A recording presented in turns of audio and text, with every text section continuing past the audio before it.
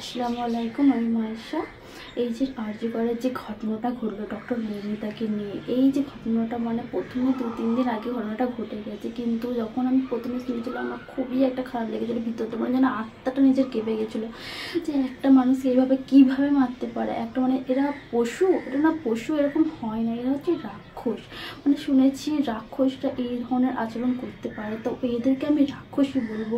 আর কালকে রাত্রে হঠাৎ করে আমি একটা রেকর্ডিং শুনতে পাই গাইস, তো আমি তোমাদের সাথে সেটা শেয়ার করছি। তোমাদের মতামত আমার কমেন্ট সেকশনে জানিও। মানে এইটা শুনে আর আমি নিজেকে না ঠিক রাখতে পারছি না, যে কীভাবে একটা মেয়েকে এইভাবে মারতে পারে। আল্লাহর কাছে আমার একটাই দোয়া, আল্লাহ যেন এই মেয়েটির জন্য পরদুনিয়ায় যেন অনেক ভালো থাকে। আল্লাহ তোমাকে জান্নাতবাসী করো, আল্লাহ জান্নাতুল ফিরদৌস তোমাকে দান করো, আল্লাহ আল্লাহ তোমাকে ভালো রেখো। আর গাইস আমি তোমাদেরকে রেকর্ডিংটা শোনাচ্ছি, তোমরা শোনো। আরজি কর। হ্যাঁ, আর্যিকর থেকে ও বেরোবো।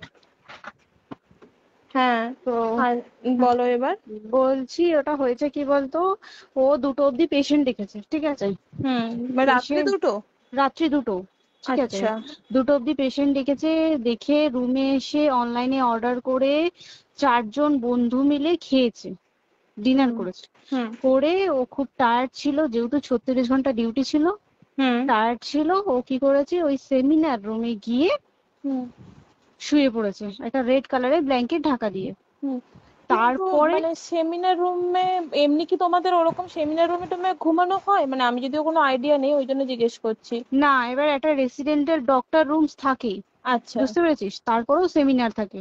এবার হুম। সেমিনারে একটা বেড থাকে, আর আচ্ছা ডক্টরস রুমে 2-3টে যেরকম বড় ঘর হবে সেরকম বেড পাতা থাকে। আচ্ছা আচ্ছা। মেনলি ডক্টরস রুমে শোয়ার কথা, ঠিক আছে। হুম হয়েছিল কি, ওকে বডিটা পাওয়া গেছে সেমিনার রুমে, হুম কিন্তু ঘুমাচ্ছিল ডক্টরস রুমে।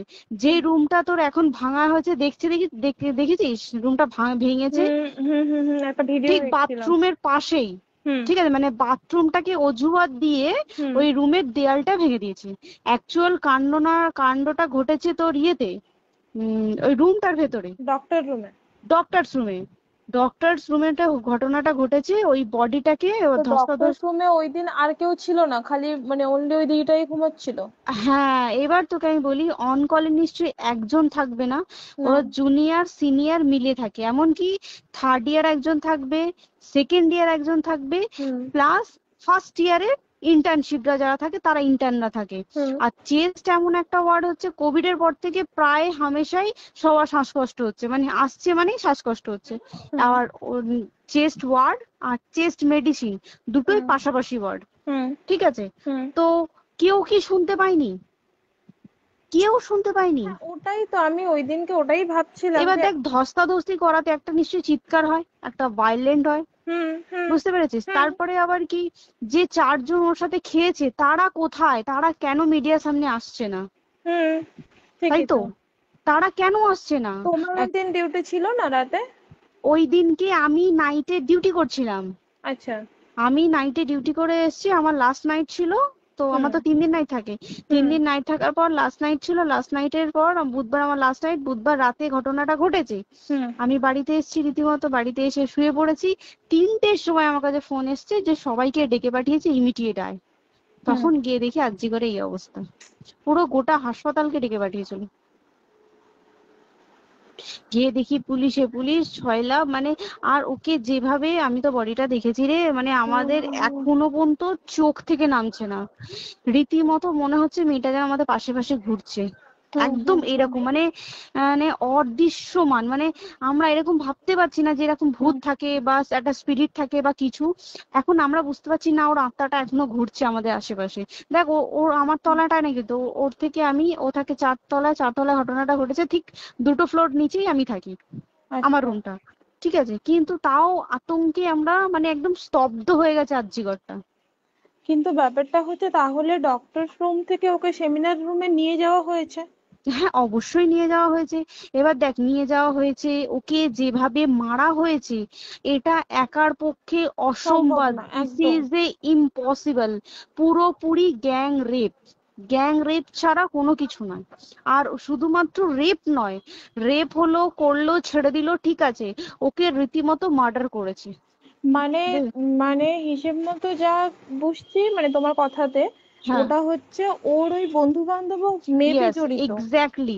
হয় ওর বন্ধু বান্ধব কেউ, ঠিক আছে, মানে চারজনের মধ্যে কেউ, আইদার ওকে এমন কিছু করতে বলতে, দেখ বড় বড় কোম্পানিতেও তো এরকম হয়, মানে হুম হয় তুমি আমার সাথে কম্প্রোমাইজ হুম করো, নয় হুম তুমি হুম চাকরি হুম ছেড়ে চলে হুম যাও, হুম হুম হয় হুম তো। হুম হুম এখানেও সেরকম কিছু একটা হয়েছে।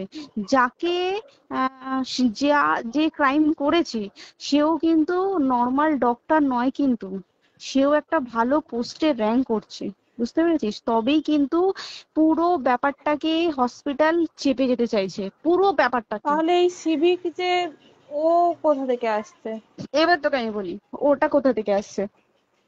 আমাদের প্রিন্সিপাল চেঞ্জ হয়ে গেছে, ডেপুটি সুপার চেঞ্জ হুম হয়ে গেছে, তারপরে আমাদের ওই অ্যাসিস্ট্যান্ট সুপার চেঞ্জ, সব চেঞ্জ হয়ে গেছে। হুম তারপরে যে ওয়ার্ডের ডাক্তাররা ছিল, সিস্টাররা ছিল, ওয়ার্ড বয়রা ছিল, মাসিরা ছিল, সবাইকে ডেকে এখন হুম সাসপেন্ড করা হয়েছে। হুম তারা কোথাও যেতে পারবে না, রোজ গিয়ে কোর্টে গিয়ে দেখা করছে, আজকেও কোর্টে গেছিল সবাই। হুম তারপরে উম, তারপরে তোমার তোর এগুলো হলো, তারপরে তোর কি বলে, আরে বল না, ওই সিবিআই এটা হয়েছে কি, মানে ও সেই সঞ্জয় রায় যে ধরা পড়েছে, হুম অ্যাকচুয়াল কিন্তু ও নেই, হুম ঠিক আছে? ওর এতটা ক্ষমতাই হয় না। ও অত রাত্রে কি করতে যাবে? হুম ও অত রাত্রে ওখানে কি করতে যাবে? ও না পেশেন্ট, ও নাকি বলছে দালাল পেশেন্ট নিয়ে গেছে, তো পেশেন্ট নিয়ে যখন গেছে দিদিটার রুমে যখন যাবে, নিশ্চয়ই দিদিটার রুমে কোনো কাগজপত্র দেখাতে যাবে, সেই অবস্থায় গিয়ে দেখে যে এরকম এরকম ঘটনা, তা ঝাঁপিয়ে পড়েছে ওর উপরে। হুম এরকম কিছু কি, তাও কিছু নয়, শুধু গেছে দেখছে ড্রিঙ্ক অবস্থায়, ওকে ক্যামেরায় দেখা গেছে ড্রিঙ্ক অবস্থায় গেছে আর এসছে, এইটুকুই দেখা গেছে। তারপরে হচ্ছে কি, তোর অনেক রকম এখানে অনেক রকম ব্যাপার আছে। যে দিনকে ঘটনাটা ঘটে তার ঠিক দুদিন পরে ওই সেমিনার বাথরুমের অজুহাত দিয়ে সেম ডক্টর যে রুমের হুম দেওয়ালটা আছে ওই হুম দেওয়ালটা ভেঙে দিয়েছে। কেন? প্রথমে ওকে বললো সুসাইড করেছে, আমাদের যখন ফার্স্ট খবর আছে তখন সুসাইড করেছে। হুম তারপরে যখন হসপিটালে যাই তখন গিয়ে শুনছি নাকি না সুসাইড করেনি, এটা রেপ করেছে, রেপ করে মার্ডার করা হয়েছে। হুম বুঝতে পারলি, এখানে বিশাল বড় একটা গেম চলছে। এবার আর যে ওর উপর কি রাগ ছিল মানে? হ্যাঁ হ্যাঁ হ্যাঁ হ্যাঁ হ্যাঁ হ্যাঁ, একদম আমি তোকে কি বললাম, শোন, তুই যদি কারোর সাথে কম্প্রোমাইজ করি তাহলে তোর পোস্ট হুম বাড়বে, হুম হুম তুই হুম কারোর সাথে কম্প্রোমাইজ করবি না তোকে মার্ডার করে দেবে। মানে মানে ওরকম টাইপের কিছু বলছো তো? এরকমই টাইপের কিছু একটা ছিল। আইদার খুব রাফ, মানে খুব রাগ, খুব মানে খুব ওর উপরে খুব ফ্রাস্ট্রেশন ছিল, যারই ছিল খুব ফ্রাস্ট্রেশন ছিল। শুধু ওকে মারিনি রে, রীতিমতো মার্ডার করেছে। ওর যে ক্ল্যাচারটা ছিল, হুম ওর আমি ইউরিন, শুনেছি এটা। ওর ইউরিনের রাস্তায় ক্ল্যাচারটা ঢুকিয়ে দিয়েছে, তুই ইস, জানিস? মানে কি বলবো, মানে ওকে দেখা যাচ্ছে না, আমরা তো দেখেছি নিজের চোখে, ওকে দেখা যাচ্ছে না, মানে একটা ব্লিড। মৃত্যু কতটা, মানে এই তো মানে প্রচন্ড কষ্ট পেয়ে একটা মেয়ে মারা গেল না? আর ওর যে গলাটা চেপে ধরেছে, আহ ওর ওই চেপে ধরাতে মানে এতটাই জোরে চেপে ধরেছে যে ওর চোখ ফেটে রক্ত বেরিয়েছে, আহ, ছি, ছি, ছি। বুঝতে পেরেছিস? মানে মানে কি বলতো, যদি ধরা পড়ে না উচিত, মানে যারা এটার সঙ্গে দায়ী না আর এই ওদের। যে সিবিআইটা হয়েছে, সিবিআইটা একমাত্র আমাদের জোরেতেই সিবিআইটা এসছে। হুম মানে আমরা ওই সঞ্জয় রায় একার পক্ষে সম্ভব না এইসব। তারপরে পোস্টমর্টম রিপোর্টে তুই জানিস ওই আমাদের ভাজাইনা থেকে 150 গ্রাম স্পার্ম বেরিয়েছে। ইস, পোস্টমর্টম রিপোর্ট, 150 গ্রাম স্পার্ম, মানে বুঝতে পারছিস? Hmm not a calculated, minimum, minimum কম করে 6 থেকে 7 জন করেছে ওকে rape। ছি ছি ছি। ওই জন্যই তো আমরা এতটা বেশি ভাইলেন্ট হয়ে গেছি, বুঝতে পেরেছিস? আর তারপরে আমাদের দেখো, একটা মেয়ে তার কাজের জায়গাতেই ছিল, এমনটা নয় যে রাস্তাঘাটে কোনো বিপদ, ও তার কাজের জায়গাতেই আরে সেফ নয়। শোন, কেউ যদি স্ব ইচ্ছায় কারোর সাথে রিলেশনশিপে গিয়ে করতে চায় সেটা আলাদা জিনিস, কিন্তু হুম ঠিক আছে, হুম কিন্তু কেউ কারো বিরুদ্ধে এইভাবে করতে পারে না রে, তুই জানিস না? মানে ওয়ার্ডে দেখ, কম বেশি আমরা সবাই ঘুমাই, কম বেশি আমরা হুম সবাই জেগে হুম থাকি, জেগে তো থাকি, তাতে কি কেউ শুনতে পায়নি? তার কি একদম সেটাই। ভাইলেন্স ছিল না? যদি কেউ না শুনতে পারে তাহলে ওর খাবারে কেউ কিছু মিশিয়েছিল, হুম তাই কি না? হুম হুম সেটাও পোস্টমর্টম রিপোর্টে মানে লিক করছে না, যে কেন খাবার খাবার ও তো খাবারটা খেয়েছিল, সেটা তো নিশ্চয়ই পেটেই ছিল, পেট থেকে তো হুম বমি করে বের করে দেন, সেটা হুম তো ফরেনসিক রিপোর্টে কিছু বলবে। হুম আর তুই জানিস না, দেনার দেন মানে ধর পোস্টমর্টম রিপোর্ট আসতে 3 দিন সময় লাগে। হুম ও যেদিনকে মরেছে ঠিক তার পরের দিনকে বিকেলবেলা পোস্টমর্টম রিপোর্ট বার করে দিয়েছে, মানে বডি বার করো আর পোড়াও। হুম 10 সেকেন্ডের মধ্যে ওর বাড়িতে নিয়ে গেছে, তারপরে বডি পুড়িয়ে দিয়েছে। মানে কি বলবো, হসপিটাল, মমতা ব্যানার্জি, সবাই মানে তৃণমূল প্রত্যেক সবাই হুম এটাকে পুরোটাই কেসটাকে চাপা দিতে চাইছে, পুরোটা পুরোটা। তারপরে তুই ভাব, যে মানুষটাকে এত ক্ষতবিক্ষত ভাবে মেরেছে, তাকে অভিষেক ব্যানার রেপ কি কলকাতায় প্রথম হলো? নয়, হুম বিভিন্ন জায়গায় বিভিন্ন ভাবে রেপ হয়েছে, হুম ধরা পড়েছে, ফাঁসি হ্যাঁ হয়েছে কি হুম জেল হয়েছে।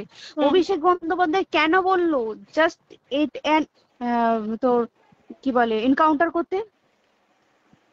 মানে কি সঞ্জয়কে যদি এনকাউন্টার করে পুরো কেসটা চাপা পড়ে পুরো যাবে, কেসটা চাপা পড়ে যাবে একদম। স্টুডেন্টরা ঠান্ডা হয়ে যাবে, হুম হুম আর আমরা সেটা মানবো না, আমরা সেটা হতেই দেব না।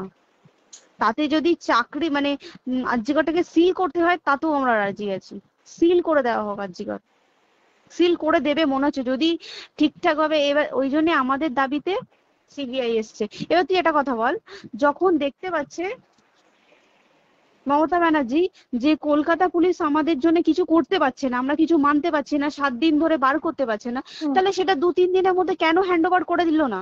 হুম তাই তো। তাই কি না?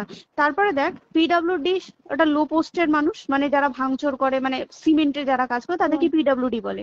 হুম এবার পিডব্লিউডির নিশ্চয়ই হায়ার অথরিটি থেকে অর্ডার এসছে তবেই ওরা গিয়ে ভেঙেছে। ওরা হুম নিশ্চয়ই পাগল নয় দুম করে গিয়ে কোনো গভর্নমেন্ট প্রপার্টি ভেঙে দেবে। হুম অর্ডারটা কে পাস করলো যে এখনই চেস্ট ওয়ার্ডটাকে ভাঙতে হলো?